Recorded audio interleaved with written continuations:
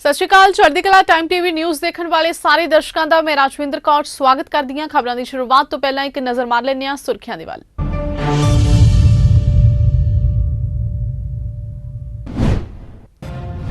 पंजाब च गैंगवार की आहट, गोल्डी बराड़ दा बंबीहा गैंग नूं जवाब, खामोशी की कोई वजह हुंदी है जनाब।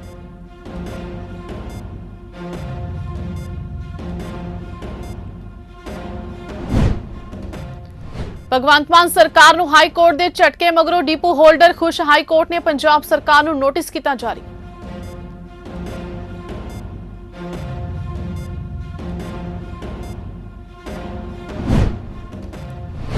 बीजेपी आगू अश्विनी शर्मा ने लपेटे च लई आप सरकार, विन्ने तिखे निशाने।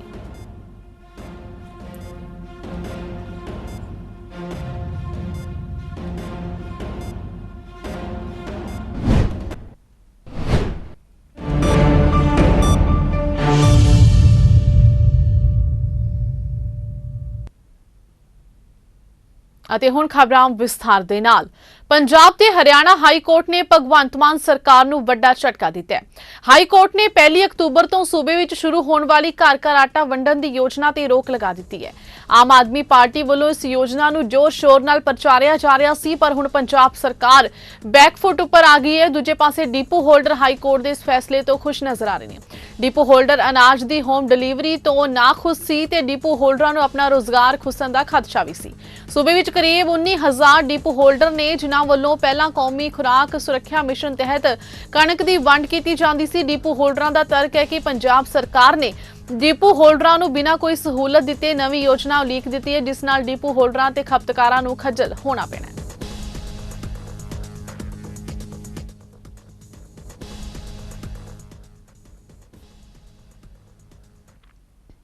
सिद्धू मूसेवाला कतल कांड च बंबीहा गैंग ने फेसबुक ते पोस्ट पाई है। बंबीहा गैंग ने गोल्डी बराड़ नूं चैलेंज किया है कि वह विदेश विच बैठ के गल ना करे, हिम्मत है तां पंजाब आके दिखाए। मूसेवाला दे कतल दा बदला लवांगे। मूसेवाला नाल कोई लिंक नहीं सी, पर गोल्डी बराड़ बोलो बेकसूर मूसेवाला दा कतल करके उसनूं बंबीहा गैंग दा होण दा दावा करके रचेगी साजिश दा खामियाजा भुगतना पवेगा। बंबीहा गैंग गोल्डी बराड़ नूं पंजाब आउण लई शरेआम चुनौती दे रहा है, जिस तो बाद गोल्डी बराड़ ने जवाब दिता है कि खामोशी दी भी कोई वजह हुंदी है, सबर रखो, साडा नाम तुहानूं फेर तकलीफ देवेगा। दस दईए कि खुफिया एजेंसियां ने पंजाब विच वड्डी गैंगवार होण दी संभावना जताई है ते इस इनपुट तो बाद पंजाब पुलिस भी अलर्ट है। हुण इस तरह एक दूजे नूं धमकियां देण वाले दोवें धड़े पंजाब दा माहौल खराब कर सकदे ने। पंजाब विच बंबीहा गैंग ते लॉरेंस गैंग किसी भी समय आपस विच भिड़ सकदे ने। बंबीहा गैंग मूसेवाला कतलकांड दे मास्टरमाइंड गैंगस्टर लॉरेंस ते जग्गू भगवानपुरिया नूं निशाना बना सकदा है ते बंबीहा गैंग पहला भी यह कह चुका है कि वह लॉरेंस ते जग्गू नूं पुलिस हिरासत विच ही मार देणगे। उदों तो ही लॉरेंस की पेशी भी वीडियो कॉन्फ्रेंसिंग राही ही की जा रही।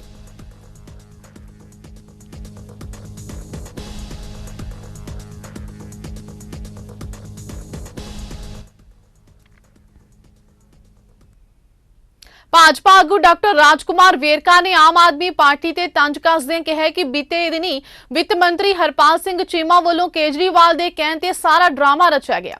उन्होंने कहा कि आम आदमी पार्टी बीजेपी नूं बदनाम करने की कोशिश कर रही है। हरपाल चीमा एक प्रेस कॉन्फ्रेंस में कह रहे हैं कि बीजेपी आप दे विधायकों नूं 25-25 करोड़ रुपए विच खरीद रही है, जिसते डॉक्टर वेरका ने प्रतिक्रम दिंदिया कहा कि आप दे विधायकों नूं तां कोई 25 रुपए विच भी ना खरीदे। आम आदमी पार्टी के नेता हरपाल चीमा ने केजरीवाल साहब के कहने पे आज पंजाब में एक ड्रामा किया, एक नाटक किया। आज प्रेस कॉन्फ्रेंस की और कहने लगे कि हमारे एमएलओ को बीजेपी 25-25 करोड़ रुपए में खरीदना चाहती है। भैया आपके एमएलओ को कोई 25 रुपए ना दे, आप 25 करोड़ की बात कर रहे हो। क्यों खरीदेंगे हम आपके एमएलए भाई? और हमें क्या जरूरत है इन चीजों की? आप दूसरी स्टेटों में जाकर केजरीवाल जी बीजेपी को बदनाम करने के लिए ऐसी हरकतें कर रहे हो। आप ऐसी हरकतों से बाज आइए। आपके एमएलए दुखी होकर खुद भागना चाहते हैं, आपको छोड़ना चाहते हैं। आपके झूठ का नाटक जग जाहिर हो रहा है। आपने झूठे वादे किए, आपने झूठ बोला, और मैं आपको फिर क्लियर कर दूं कि बीजेपी ऐसा घटिया काम ना करती है, ना करेगी। हां, ये सच है। आम आदमी पार्टी के कुछ एमएलए भागकर दूसरी पार्टियों में आना चाहते हैं और बहुत से एमएलए बीजेपी को भी संपर्क कर रहे हैं। ਭਾਜਪਾ ਦੇ ਸੀਨੀਅਰ ਆਗੂ ਅਸ਼ਵਨੀ ਸ਼ਰਮਾ ਨੇ ਲੁਧਿਆਣਾ ਵਿਖੇ ਇੱਕ ਪ੍ਰੈਸ ਕਾਨਫਰੰਸ ਕਰਦੇ ਹੋਏ ਵਿੱਤ ਮੰਤਰੀ ਹਰਪਾਲ ਚੀਮਾ ਵੱਲੋਂ ਬੀਜੇਪੀ ਤੇ ਲਗਾਏ ਗਏ ਦੋਸ਼ਾਂ ਦੀ ਸਖਤ ਸ਼ਬਦਾਂ ਵਿੱਚ ਨਿਖੇਧੀ ਕੀਤੀ ਹੈ। ਉਹਨਾਂ ਕਿਹਾ ਕਿ ਭਾਰਤੀ ਜਨਤਾ ਪਾਰਟੀ ਇਸ ਦੇਸ਼ 'ਚ ਪਿਛਲੇ 8 ਸਾਲਾਂ ਤੋਂ ਜਨਮਤ ਦੇ ਆਧਾਰ ਤੇ ਰਾਜ ਕਰ ਰਹੀ ਹੈ ਤੇ ਆਮ ਆਦਮੀ ਪਾਰਟੀ ਕੋਲ ਪ੍ਰਚੰਡ ਬਹੁਮਤ ਹੈ। ਭਾਜਪਾ ਦੇ ਸੀਨੀਅਰ ਆਗੂ ਅਸ਼ਵਨੀ ਸ਼ਰਮਾ ਨੇ ਲੁਧਿਆਣਾ ਵਿਖੇ ਇੱਕ ਪ੍ਰੈਸ ਕਾਨਫਰੰਸ ਕਰਦੇ ਹੋਏ ਵਿੱਤ ਮੰਤਰੀ ਹਰਪਾਲ ਚੀਮਾ ਵੱਲੋਂ ਬੀਜੇਪੀ ਤੇ ਲਗਾਏ ਗਏ ਦੋਸ਼ਾਂ ਦੀ ਸਖਤ ਸ਼ਬਦਾਂ ਵਿੱਚ ਨਿਖੇਧੀ ਕੀਤੀ। ਉਹਨਾਂ ਨੇ ਕਿਹਾ ਕਿ ਭਾਰਤੀ ਜਨਤਾ ਪਾਰਟੀ ਇਸ ਦੇਸ਼ 'ਚ ਪਿਛਲੇ 8 ਸਾਲਾਂ ਤੋਂ ਜਨਮਤ ਦੇ ਆਧਾਰ ਤੇ ਰਾਜ ਕਰ ਰਹੀ ਹੈ ਤੇ ਆਮ ਆਦਮੀ ਪਾਰਟੀ ਕੋਲ ਪ੍ਰਚੰਡ ਬਹੁਮਤ ਹੈ।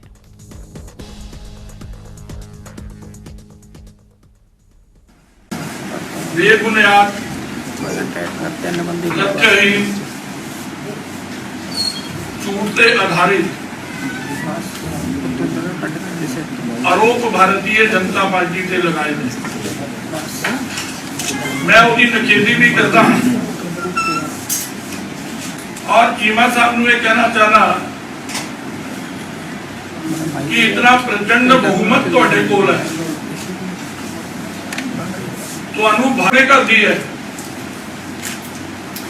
जदों भी पंजाब अरविंद केजरीवाल तो खतरा पैदा होना है, बीजेपी तो नहीं खतरा हैगा, क्योंकि अरविंद केजरीवाल की पंजाब की सत्ता से बड़ी देर तो नजर है। मान साहब का निर्णय भी छटपटाहट के अंदर मजबूरी के अंदर पंजाबियों के प्रेशर थले उन्होंने लैना पिया सी।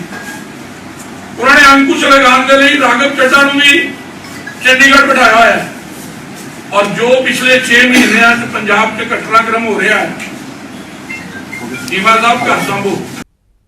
ਅੰਮ੍ਰਿਤਸਰ ਦੇ ਮਜੀਠਾ ਰੋਡ ਸਥਿਤ ਗੁਰਦੁਆਰਾ 6ਵੀਂ ਪਾਤਸ਼ਾਹੀ ਗੋਬਿੰਦ ਸਿੰਘ ਜੀ ਵਿਖੇ ਚੋਰੀ ਹੋਣ ਦੀ ਘਟਨਾ ਸਾਹਮਣੇ ਆਈ ਹੈ। ਚੋਰੀ ਦੀ ਇਹ ਸਾਰੀ ਵਾਰਦਾਤ ਸੀਸੀਟੀਵੀ ਕੈਮਰੇ ਵਿੱਚ ਕੈਦ ਹੋ ਗਈ। ਇਸ ਸੰਬੰਧੀ ਜਾਣਕਾਰੀ ਦਿੰਦਿਆਂ ਗੁਰਦੁਆਰਾ ਸਾਹਿਬ ਦੇ ਪਾਠੀ ਸਿੰਘ ਨੇ ਦੱਸਿਆ ਕਿ ਰਾਤ ਕਰੀਬ 2 ਵਜੇ ਉਹਨਾਂ ਦੇਖਿਆ ਕਿ ਦਰਵਾਜ਼ੇ ਨੂੰ ਤਾਲਾ ਨਹੀਂ ਲੱਗਿਆ ਹੋਇਆ ਸੀ, ਜਿਸ ਤੋਂ ਬਾਅਦ ਉਸਨੇ ਗੁਰਦੁਆਰਾ ਸਾਹਿਬ ਦੇ ਬਾਕੀ ਪ੍ਰਬੰਧਕਾਂ ਨੂੰ ਫੋਨ ਕਰਕੇ ਸੱਦਿਆ। ਉਹਨਾਂ ਦੱਸਿਆ ਕਿ ਗੁਰਦੁਆਰਾ ਸਾਹਿਬ 'ਚ ਕੋਈ ਬੇਅਦਬੀ ਨਹੀਂ ਹੋਈ, ਸਿਰਫ ਚੋਰੀ ਹੋਈ ਹੈ। ਜਦੋਂ ਪ੍ਰਬੰਧਕਾਂ ਵੱਲੋਂ ਗੁਰਦੁਆਰਾ ਸਾਹਿਬ ਦੇ ਅੰਦਰ ਜਾ ਕੇ ਜਾਂਚ ਕੀਤੀ ਤਾਂ ਗੋਲਕ ਦੇ ਤਾਲੇ ਟੁੱਟੇ ਹੋਏ ਸਨ। ਸੀਸੀਟੀਵੀ ਫੁਟੇਜ ਵਿੱਚ ਵੀ ਸਾਫ਼ ਦੇਖਿਆ ਜਾ ਸਕਦਾ ਹੈ ਕਿ ਇੱਕ ਸ਼ਖਸ ਗੁਰਦੁਆਰਾ ਸਾਹਿਬ ਦੀ ਗੋਲਕ ਨੂੰ ਤੋੜਨ ਦੀ ਕੋਸ਼ਿਸ਼ ਕਰ ਰਿਹਾ ਹੈ। ਫਿਲਹਾਲ ਪੁਲਿਸ ਵੱਲੋਂ ਮਾਮਲੇ ਦੀ ਜਾਂਚ ਕੀਤੀ ਜਾ ਰਹੀ ਹੈ।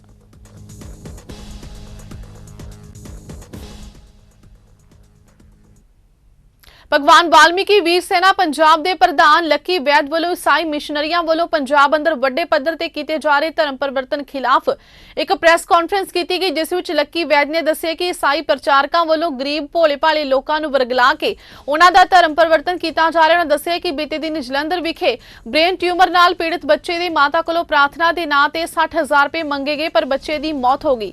ਉਹਨਾਂ ਲੋਕਾਂ ਨੂੰ ਅਪੀਲ ਕੀਤੀ ਕਿ ਇਹਨਾਂ ਪਖੰਡੀ ਪਾਸਟਰਾਂ ਤੋਂ ਦੂਰ ਰਿਹਾ ਜਾਵੇ।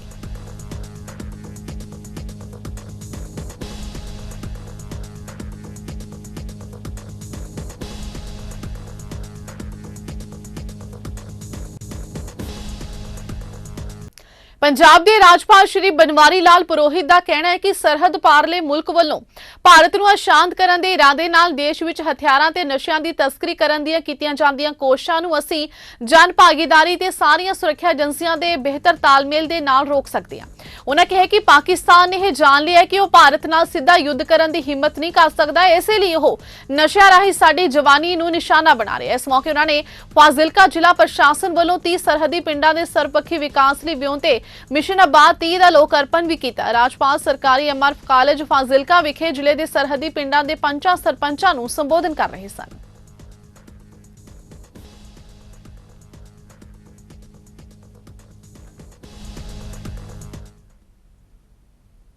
ਲੁਧਿਆਣਾ ਦੇ ਬਹਾਦਰ ਕੇ ਰੋਡ ਸਥਿਤ ਜਲੇਬੀ ਚੌਂਕ ਸਥਿਤ ਕੱਪੜਾ ਫੈਕਟਰੀ BC ਫੈਬਰਿਕ ਵਿੱਚ ਅੱਗ ਲੱਗਣ ਦਾ ਮਾਮਲਾ ਸਾਹਮਣੇ ਆਇਆ। 3 ਮੰਜ਼ਿਲਾ ਇਮਾਰਤ ਦੀ ਪਹਿਲੀ ਮੰਜ਼ਿਲ ਨੂੰ ਲੱਗੀ ਅੱਗ ਤੋਂ ਬਾਅਦ ਅੱਗ ਬੁਝਾਊ ਅਮਲੇ ਨੂੰ ਜਾਣਕਾਰੀ ਦਿੱਤੀ ਗਈ ਤੇ ਲਗਭਗ 1.5 ਘੰਟੇ ਦੀ ਕੜੀ ਮੁਸ਼ੱਕਤ ਤੋਂ ਬਾਅਦ ਅੱਗ ਤੇ ਕਾਬੂ ਪਾ ਲਿਆ ਗਿਆ। ਅੱਗ ਬੁਝਾਉਣ 'ਚ 2 ਦਰਜਨ ਗੱਡੀਆਂ ਦੀ ਵਰਤੋਂ ਹੋਈ ਹੈ। ਕੱਪੜੇ ਦੀ ਫੈਕਟਰੀ ਹੋਣ ਕਾਰਨ ਅੱਗ ਤੇਜ਼ੀ ਨਾਲ ਫੈਲੀ, ਪਰ ਕਿਸੇ ਦਾ ਜਾਨੀ ਨੁਕਸਾਨ ਨਹੀਂ ਹੋਇਆ, ਪਰ ਫੈਕਟਰੀ 'ਚ ਪਿਆ ਸਾਰਾ ਸਮਾਨ ਸੜ ਕੇ ਸੁਆਹ ਹੋ ਗਿਆ। ਤੇ ਸਾਨੂੰ 17:45 ਤੇ ਇਤਲਾਹ ਆਈ ਕਿ ਬਹਾਦਰਕੇ ਰੋਡ ਜਲੇਬੀ ਚੌਂਕ ਤੋਂ ਅੱਗੇ ਫੈਕਟਰੀ ਵਿੱਚ ਅੱਗ ਆ BC ਫੈਬਰਿਕ 'ਚ। ਉਹਨਾਂ ਦੀ ਫਸਟ ਫਲੋਰ ਤੇ ਅੱਗ ਲੱਗੀ ਹੋਈ ਸੀ ਤੇ ਪੂਰੇ ਹਾਲ 'ਚ, ਜੋ ਕਿ ਅਸੀਂ ਮੌਕੇ ਤੇ ਪਹੁੰਚ ਕੇ ਜਿਹੜਾ ਕੰਮ ਸਟਾਰਟ ਕੀਤਾ ਤੇ ਤਕਰੀਬਨ ਬੈਕਅਪ ਤੇ ਗੱਡੀਆਂ ਮੰਗਵਾ ਕੇ ਤੇ ਘੰਟੇ ਸਵਾ ਘੰਟੇ ਜੱਗ ਤੇ ਕਾਬੂ ਪਾ ਲਿਆ ਜੀ। ਕਿੰਨੀਆਂ ਗੱਡੀਆਂ ਲੱਗੀਆਂ ਹੁਣ ਤੱਕ 15 ਤੋਂ 20 ਗੱਡੀਆਂ ਪਾਣੀ ਦੀਆਂ ਪੈ ਚੁੱਕੀਆਂ ਜੀ। ਜੀ? ਅੱਗ ਹੁਣ ਕੰਟਰੋਲ ਹੈ? ਹਾਂਜੀ ਬਿਲਕੁਲ ਕੰਟਰੋਲ ਆ, ਬਸ ਠੰਡੀ ਕਰ ਰਹੇ ਆ ਜੀ, ਬਸ ਫੁੱਲਾ ਫਰੰਦੀ। ਜੰਮੂ ਕਸ਼ਮੀਰ ਦੇ ਪੂੰਛ 'ਚ ਇੱਕ ਵੱਡਾ ਸੜਕ ਹਾਦਸਾ ਵਾਪਰ ਗਿਆ ਹੈ। ਪੂੰਛ ਦੇ ਸਾਜਨ ਇਲਾਕੇ ਵਿੱਚ ਇੱਕ ਮਿੰਨੀ ਬੱਸ ਹਾਦਸੇ ਦਾ ਸ਼ਿਕਾਰ ਹੋ ਗਈ ਹੈ। ਇਸ ਹਾਦਸੇ ਵਿੱਚ 11 ਲੋਕਾਂ ਦੀ ਮੌਤ ਹੋ ਗਈ ਹੈ। ਇਸ ਤੋਂ ਇਲਾਵਾ ਕਈ ਲੋਕ ਜ਼ਖਮੀ ਹੋਏ ਨੇ। ਸਾਰੇ ਜ਼ਖਮੀਆਂ ਨੂੰ ਮੰਡੀ ਦੇ ਹਸਪਤਾਲ ਵਿੱਚ ਭਰਤੀ ਕਰਵਾਇਆ ਗਿਆ ਹੈ। ਮੌਕੇ ਤੇ ਬਚਾਅ ਕਾਰਜ ਵੀ ਚਲਾਇਆ ਜਾ ਰਿਹਾ ਹੈ। ਉਧਰ ਜੰਮੂ ਕਸ਼ਮੀਰ ਦੇ ਲੈਫਟੀਨੈਂਟ ਗਵਰਨਰ ਮਨੋਜ ਸਿਨਹਾ ਨੇ ਮ੍ਰਿਤਕਾਂ ਦੇ ਵਾਰਸਾਂ ਨੂੰ 5-5 ਲੱਖ ਰੁਪਏ ਤੇ 26 ਜ਼ਖਮੀਆਂ ਨੂੰ 1-1 ਲੱਖ ਰੁਪਏ ਮੁਆਵਜ਼ਾ ਦੇਣ ਦਾ ਐਲਾਨ ਕੀਤਾ ਹੈ। ਉਹਨਾਂ ਨੇ ਅਧਿਕਾਰੀਆਂ ਨੂੰ ਜ਼ਖਮੀਆਂ ਨੂੰ ਇਲਾਜ ਮੁਹੱਈਆ ਕਰਾਉਣ ਦੇ ਨਿਰਦੇਸ਼ ਵੀ ਦਿੱਤੇ ਨੇ। ਸਿਨਹਾ ਨੇ ਟਵੀਟ ਕੀਤਾ ਹੈ ਕਿ ਜ਼ਖਮੀਆਂ ਦੇ ਇਲਾਜ ਦੇ ਲਈ ਇੱਕ ਸੜਕ ਹਾਦਸੇ ਦੌਰਾਨ ਜੋ ਲੋਕਾਂ ਦੀ ਮੌਤ ਹੋਈ ਹੈ ਉਸ ਤੋਂ ਉਹ ਬਹੁਤ ਦੁਖੀ ਨੇ ਤੇ ਦੁਖੀ ਪਰਿਵਾਰਾਂ ਦੇ ਨਾਲ ਉਹਨਾਂ ਦੀ ਹਮਦਰਦੀ ਹੈ। ਜ਼ਖਮੀਆਂ ਦੇ ਜਲਦੀ ਠੀਕ ਹੋਣ ਦੀ ਕਾਮਨਾ ਕਰਦਾ। ਮ੍ਰਿਤਕਾਂ ਦੇ ਵਾਰਸਾਂ ਨੂੰ 5 ਲੱਖ ਰੁਪਏ ਦਿੱਤੇ ਜਾਣਗੇ ਤੇ ਜ਼ਖਮੀਆਂ ਦੇ ਇਲਾਜ ਲਈ ਪੁਲਿਸ ਤੇ ਸਿਵਲ ਅਧਿਕਾਰੀਆਂ ਨੂੰ ਹਰ ਸੰਭਵ ਸਹਾਇਤਾ ਦੇਣ ਦੇ ਨਿਰਦੇਸ਼ ਜਾਰੀ ਕੀਤੇ ਗਏ ਨੇ।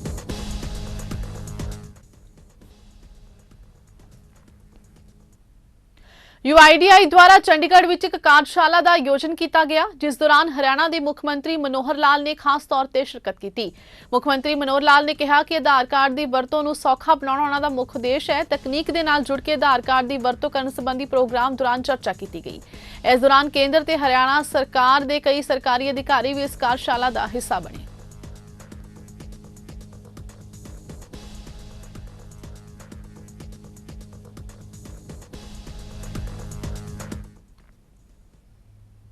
ਜੇਕਰ ਤੁਸੀਂ ਚਾਂਪ ਖਾਣ ਦੇ ਸ਼ੌਕੀਨ ਹੋ ਤਾਂ ਸਾਵਧਾਨ ਹੋ ਜਾਓ, ਕਿਉਂਕਿ ਇਸ ਖਬਰ ਨੂੰ ਦੇਖਣ ਤੋਂ ਬਾਅਦ ਤੁਸੀਂ ਹੈਰਾਨ ਤੇ ਪਰੇਸ਼ਾਨ ਹੋ ਜਾਓਗੇ ਕਿ ਕੋਈ ਕਿਸ ਤਰ੍ਹਾਂ ਆਪਣੀ ਜੇਬ ਭਰਨ ਲਈ ਲੋਕਾਂ ਦੀ ਸਿਹਤ ਨਾਲ ਖਿਲਵਾੜ ਕਰ ਸਕਦਾ ਹੈ। ਫਰੀਦਾਬਾਦ ਇਲਾਕੇ ਵਿੱਚ ਸੀਐਮ ਫਲਾਈਂਗ ਦੀ ਟੀਮ ਨੇ ਸਿਹਤ ਵਿਭਾਗ ਦੀ ਟੀਮ ਦੇ ਨਾਲ ਮਿਲ ਕੇ ਸੋਇਆ ਚਾਂਪ ਦੇ ਨਾਮ ਤੇ ਨਕਲੀ ਚਾਂਪ ਬਣਾਉਣ ਵਾਲੀ ਫੈਕਟਰੀ ਦਾ ਪਰਦਾਫਾਸ਼ ਕੀਤਾ ਹੈ, ਜਿੱਥੇ ਮੌਕੇ ਤੇ ਭਾਰੀ ਮਾਤਰਾ ਵਿੱਚ ਨਕਲੀ ਚਾਂਪ ਸਮੇਤ ਕਈ ਕੁਇੰਟਲ ਮੈਦਾ ਬਰਾਮਦ ਕੀਤਾ ਗਿਆ। ਇਸ ਮੌਕੇ ਜਦੋਂ ਫੈਕਟਰੀ ਮਾਲਕ ਨਾਲ ਗੱਲਬਾਤ ਕੀਤੀ ਗਈ ਤਾਂ ਉਹ ਕੈਮਰੇ ਤੋਂ ਕਿਨਾਰਾ ਕਰਦਾ ਦਿਖਾਈ ਦਿੱਤਾ। ਫਿਲਹਾਲ ਮੌਕੇ ਤੇ ਪਹੁੰਚੀ ਟੀਮ ਵੱਲੋਂ ਜਾਂਚ ਕੀਤੀ ਜਾ ਰਹੀ ਹੈ।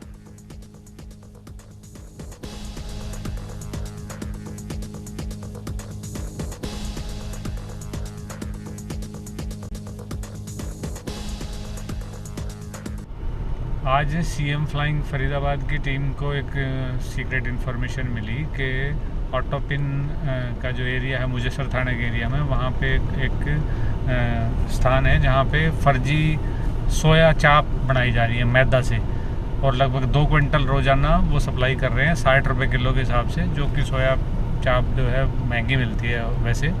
इस आधार पे संबंधित विभाग को लेके वहाँ कार्रवाई की गई, तो उसमें फूड एंड सप्लाई वालों को जो डोमेस्टिक सिलेंडर्स हैं वो पाए गए जो कमर्शियल यूज़ करते हुए, और उसमें कुछ जो बच्चे वहाँ काम कर रहे थे उसमें से 2 या 3 हैं जो माइनर हैं, तो उसकी कार्रवाई हो रही है। बिजली विभाग वहाँ अपनी जांच कर रहा है, और उसमें फूड सेफ्टी अफसर जो डॉक्टर साहब हैं, फूड सेफ्टी अफसर जो हैं वो उन्होंने वहाँ सैंपल्स लिए हैं। तो इस तरह से ये सारी कार्रवाई वहाँ पे चल रही है, और लगभग 2 या 3 क्विंटल के करीब तो जो रॉ मटेरियल जो बन रही थी और कुछ बनी हुई वो मिली हैं, और कुछ 5-6 क्विंटल मैदा जिन पे ऊपर लिखा हुआ है वो कट्टे बरामद हुए हैं, जिसमें 50 किलो के करीब एक में वो मटेरियल है जिससे ये बनाते हैं। और ਕੁਝ ਦਿਨ ਪਹਿਲਾਂ ਗਣਪਤੀ ਉਤਸਵ ਮੌਕੇ ਗੀਤ ਗਾਉਣ ਨੂੰ ਲੈ ਕੇ ਵਿਵਾਦਾਂ ਵਿੱਚ ਘਿਰੇ ਪੰਜਾਬੀ ਗਾਇਕ ਜੀ ਖਾਨ ਨੇ ਜਨਤਕ ਤੌਰ ਤੇ ਮੁਆਫੀ ਮੰਗ ਲਈ ਹੈ। ਜੀ ਖਾਨ ਨੇ ਇਸ ਸੰਬੰਧੀ ਇੱਕ ਵੀਡੀਓ ਇੰਸਟਾਗ੍ਰਾਮ ਤੇ ਸਾਂਝੀ ਕੀਤੀ ਹੈ। ਇਸ ਵੀਡੀਓ ਵਿੱਚ ਜੀ ਖਾਨ ਕਹਿੰਦੇ ਨੇ ਕਿ ਉਹਨਾਂ ਕੋਲੋਂ ਅਣਜਾਣੇ 'ਚ ਗਣਪਤੀ ਉਤਸਵ ਮੌਕੇ ਗੀਤ ਗਾ ਹੋ ਗਏ। ਸਰੋਤਿਆਂ ਨੇ ਉਸ ਨੂੰ ਗੀਤ ਗਾਉਣ ਦੀ ਬੇਨਤੀ ਕੀਤੀ ਸੀ ਤੇ ਉਸ ਨੂੰ ਲੱਗਾ ਕਿ ਸਰੋਤਿਆਂ ਦੇ ਵਿੱਚ ਰੱਬ ਵਸਦਾ ਹੈ ਤੇ ਉਹਨਾਂ ਦਾ ਕਹਿਣਾ ਨਹੀਂ ਮੋੜਨਾ ਚਾਹੀਦਾ। ਜੀ ਖਾਨ ਨੇ ਕਿਹਾ ਕਿ ਜੇ ਕਿਸੇ ਨੂੰ ਇਸ ਗੱਲ ਦਾ ਬੁਰਾ ਲੱਗਿਆ ਤਾਂ ਉਹ ਸਾਰਿਆਂ ਕੋਲੋਂ ਹੱਥ ਜੋੜ ਕੇ ਮੁਆਫੀ ਮੰਗਦੇ ਨੇ। ਦੱਸ ਦਈਏ ਕਿ ਜੀ ਖਾਨ ਦੇ ਸਮਰਥਨ 'ਚ ਗਾਇਕ ਨਿੰਜਾ ਤੇ ਗੈਰੀ ਸੰਧੂ ਵੀ ਉਤਰੇ ਨੇ ਤੇ ਦੋਵਾਂ ਗਾਇਕਾਂ ਨੇ ਵੀਡੀਓ ਸਾਂਝੀਆਂ ਕਰਕੇ ਜੀ ਖਾਨ ਦਾ ਸਮਰਥਨ ਕੀਤਾ।